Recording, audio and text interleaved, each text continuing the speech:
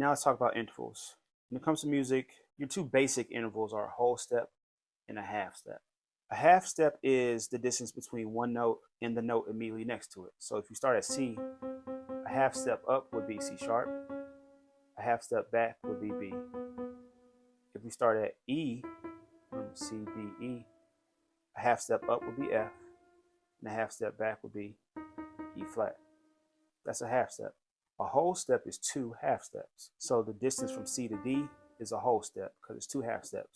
1, 2. The distance from D to E is another whole step. 1, 2. Okay? Now that we have that information, let's build a major scale.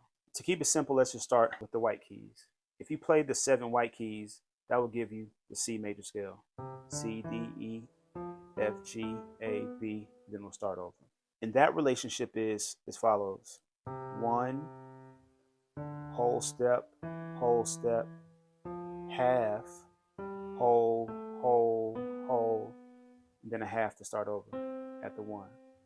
So it's 1, whole, half, whole,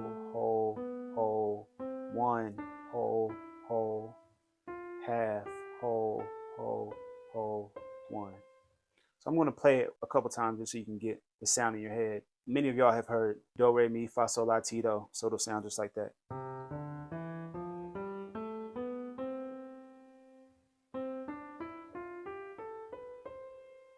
And so now that we have that information, remember, 1, whole, half, whole, 1.